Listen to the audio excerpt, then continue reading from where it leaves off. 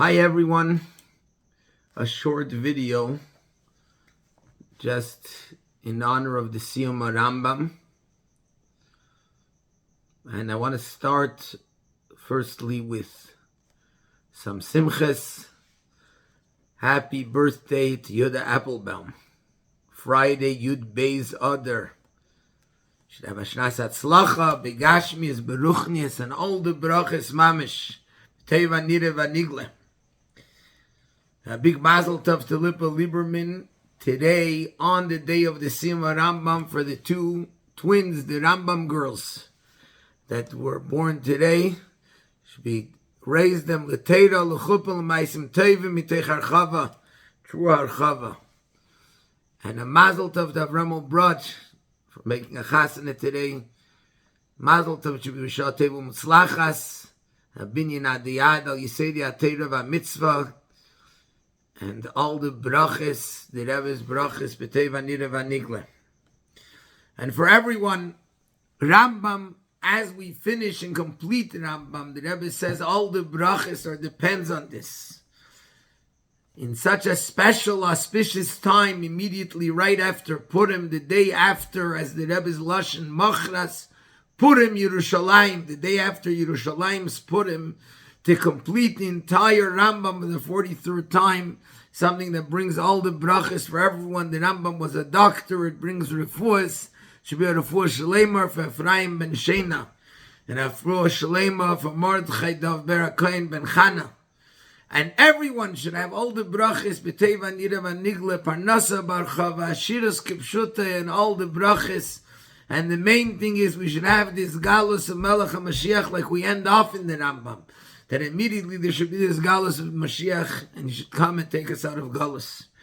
As we're talking about the Siyum of the Rambam, one of the important things to mention is number one, Avas Yisrael, the Achdus Yisrael, the unity of all Yidden, the fact that we learn together, and this brings to this completion of the Rambam with the coming of Mashiach, and to be nice of everyone in tzedakah when two Jews meet to help another Jew, the increase in tzedakah in a way that's beyond limits as we're still coming under the influence of Purim of Ad L'Yada, which will bring the Eibishter's brachas Ad L'Yada without any limits.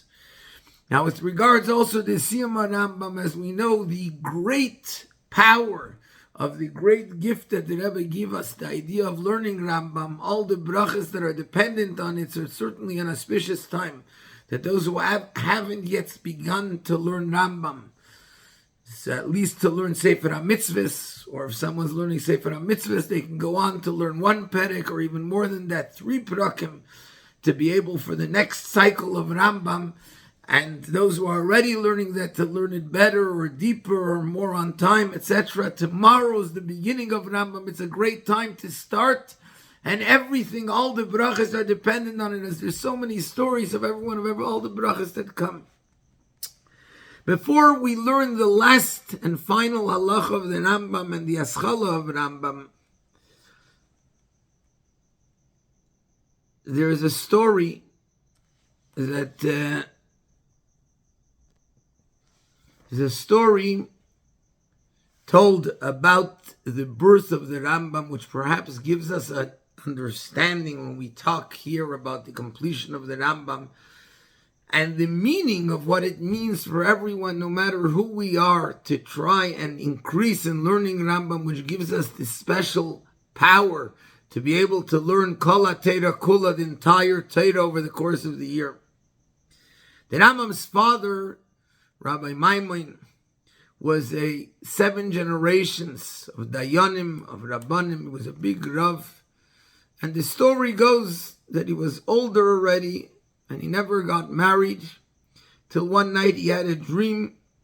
He lived in the city of Cordova, and in the dream he was told that in a nearby town there's a butcher who has a daughter, Sarah, and she is meant to be your bride.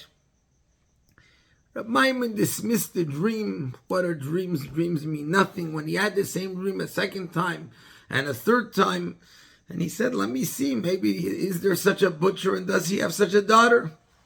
And sure enough, he went to that town and he found the butcher, and the butcher has a daughter, Sarah, and he realized that the dream is true. And he married her, and she fell pregnant. And the next year, when it came out of Pesach, it was Shabbos out of Pesach, and the midwife said, "You can go to shul. It doesn't look like the baby is coming yet." He came back from shul, and the midwife said to him, "The baby was born. There's good news and there's bad news. The good news is you had a baby boy. And the bad news is that unfortunately Sarah passed away in childbirth." So the Rambam was born as an orphan from his mother. Reb Maimon remarried. He married this time a woman from a very miyuchasdik family. And the other brothers who were born from the second wife, they all studied well, they all learned well. And the one child that it seemed like he had a head of wood, nothing could go in, and that was the oldest son, the eldest son, Moshe. For Reb Maimon, this was a very big calamity, because in the end of the day, this was all he had from his first wife. And he felt terrible that this oldest son of his, nothing can go in, no matter how much he tries. He doesn't learn, he doesn't understand anything. And finally, one time in frustration, he said to his son Moshe, he said, you're the butcher's child. Moshe was very sensitive. He left the house, he ran away, and he ran to shul, and he opened up the Aron Kodesh, and he cried to Hashem. He said, "Hashem, I really want to be able to learn. What should I do? I can't learn. My head is closed. I'm not able to understand. Please help me to understand your holy Torah." And with that, he cried himself to sleep in front of the Aron Kodesh. He woke up in the morning and he felt like there seems to be a change. He felt like he opened a sefer, he can understand something. And he decided, without even going home, he's going to travel to the nearby, to the Ri Migash, Rabbi Yosef Halevi Migash, who had been his father's teacher, and that he's going to go and try and learn by him. Now he's a child, and he hadn't eaten anything since the night before. But he jumped on, he saw someone was going on a wagon to the city of the Ri Migash, jumped onto the wagon, and the person offered him food. He said, "No, it's fine." And so he didn't eat anything, but he went, all he had in mind was he wants to go study Torah. He came to where the Ri Migash was. The Ri Migash's son was the one who was in charge of accepting people for yeshiva. He asked him, "What do you want?" He says, I've come to learn. He said, "You come to learn? This isn't a kindergarten here. You want to go learn and first reach an older age where you're able to learn, and then you can come learn by the great Ri Migash." And in the meantime, the Ri Migash comes in, he says, "What's the issue?" And he says, "This boy wants to come learn by you, but I told him he's too young." Ri Migash asks him, "What's your name?" And he finds out who he is. He says, "For sure, stay and learn by me." And in this way, he became the student of Ri Migash. He became a great student. Meantime, the father felt terrible. He hadn't meant to chase his son out of the house. And eventually the Rambam came back. And this is the great Rambam. This is the story in short. The Rambam's life was spent running away from one place after the other, from fanatical Muslim sheiks who would attack the Jews and make pogroms against the Jews. And they went from one place to the other, from Spain to Morocco, and eventually they went to Eretz Yisrael, and from there to Egypt. All his life he spent running away until he had a partnership with his brother David, who did business with diamonds and with precious stones. And the Rambam invested a lot of money in it, in his partnerships, that this way this can support him, and he's able to learn Torah. This is when they were living in Alexandria, and a lot of the ships all sank at sea, and his beloved brother died, and now he's left to take care of the widow and the orphans. And in the meantime, also there's no money, because all the money plus a lot of debts, a lot of money that was borrowed, that other people had invested, all went down at sea. And so the Rambam had no choice. He became the doctor. He became then the king's doctor, as well as the doctor from the king's doctor. He didn't make any money, but in this way, other people came to him. And as we all know this story, the Rambam wrote the book, the Sefer Yad HaChazaka. He was hiding in a cave because of all the fanatical Muslims who wanted to turn the king against him, and they wanted to kill him. He was hiding in a cave, and this is where he wrote the greatest Sefer ever to be written, the Yad HaChazaka.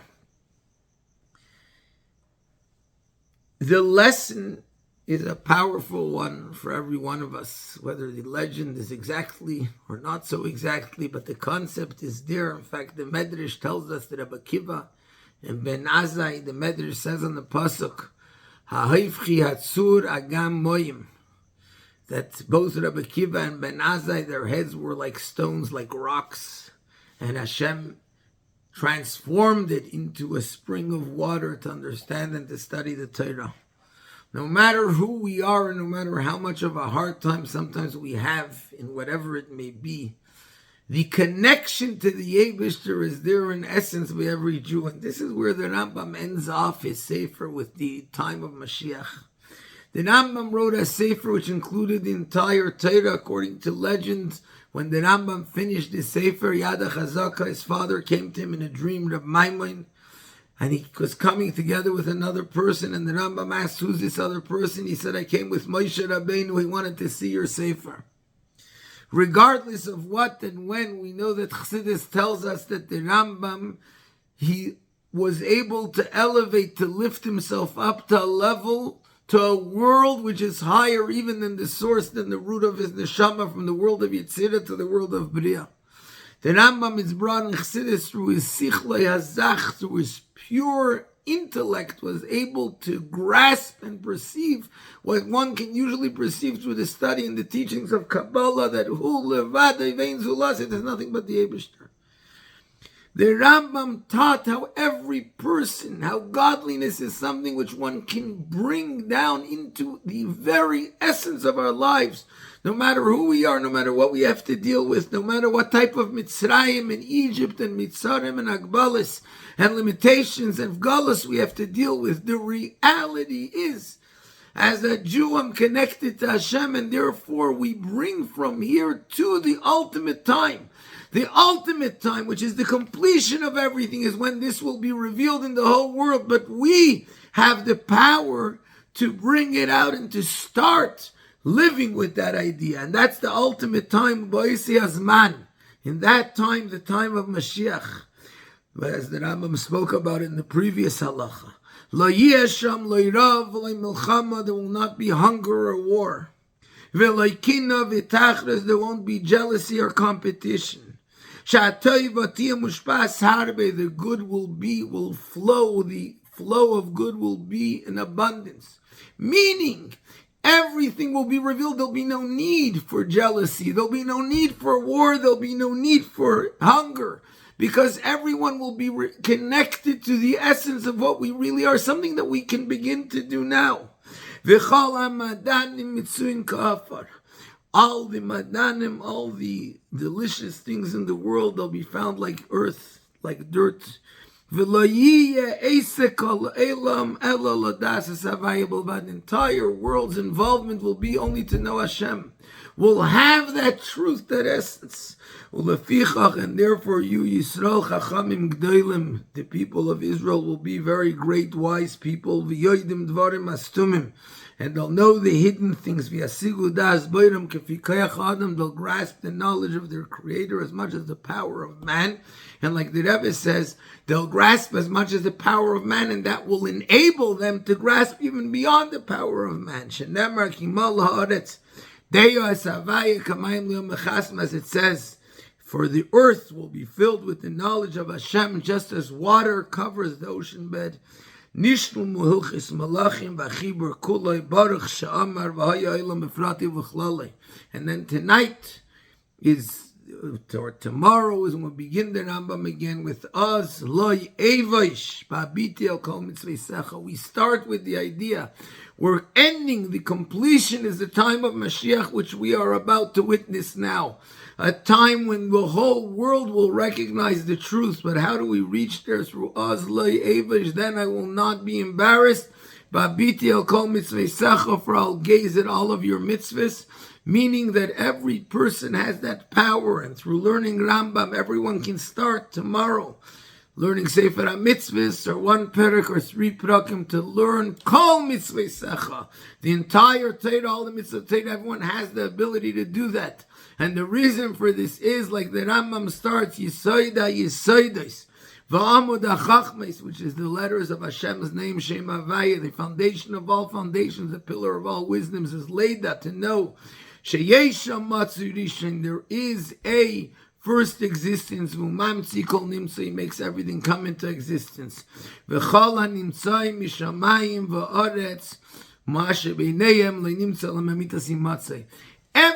in the world comes from the truth of Atzmos, and therefore that's who we are, that's our essence, and we have therefore that power to learn the Torah, to do it no matter how hard it seems to be.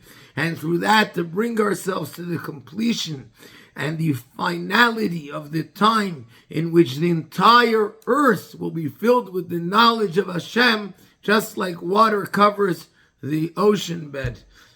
And may we see it immediately now with the immediate coming of Mashiach and the building of the third Beis HaMikdash.